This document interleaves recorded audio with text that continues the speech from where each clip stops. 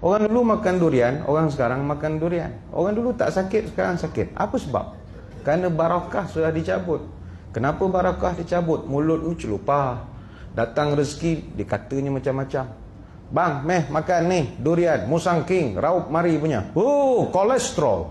Belum apa-apa kau dah fitnah kolesterol. Rasalah sikit. Member tu bawa daripada Bentong naik kereta Vibal, baru tak hilang lagi.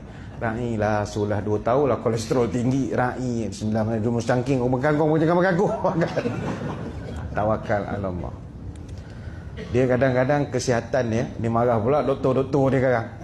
Kesihatan ni jaga-jagalah, tapi jangan terlampau jaga sampai perasaan orang tak terjaga pula. Orang masak, ada setengah orang tak makan nasi. Ada kita ni orang Melayu tak makan nasi. Heran betul. Boleh dia Melayu dia tak makan nasi. Dia tanya, kak kenapa tak makan nasi? Tak boleh ustaz, gemuk. Habis kak kalau pergi rumah orang hidang nasi, kak tak makan? Tak, saya makan lauk. La ilah Allah, macam kucing makan lauk. Tak makan nasi. Tengok tak makan, gemuk. Puan-puan, tak ada kena-mengena nasi dengan gemuk. Tak ada kena-mengena. Apa sebab? Gajah sebiji nasi tak pernah makan, gemuk kan? Mana datang gemuk gajah? Makan sayur hari-hari, gemuk. Kita kalau terlampau jaga kesihatan, campur sikit sombong, cepat mati jawab. Kalau jaga kesihatan tapi tak mengatur orang, tak membanding orang, insya-Allah panjang umur. Banyak saya menengok begitu.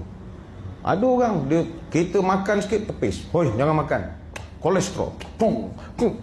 Tengok aku jogging. Pagi-pagi madu. Dia mati paling cepat sekali. Dia jaga kesihatan, jangan sombong . Sekali kau sombong, Tuan tarik macam tu aja. Kita exercise hari-hari, itu jaminan panjang umur? Tak ada. Arnab hari-hari melompat.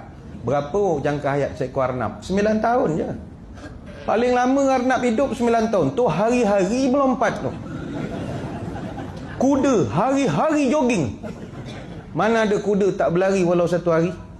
Hari-hari berlari. Berapa jangka hayat seekor kuda? 25 tahun dia. Paling lama tu.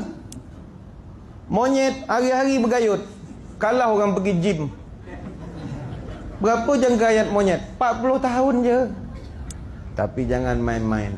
Kura-kura seumur hidup tak pernah buat apa-apa, umurnya 150 tahun.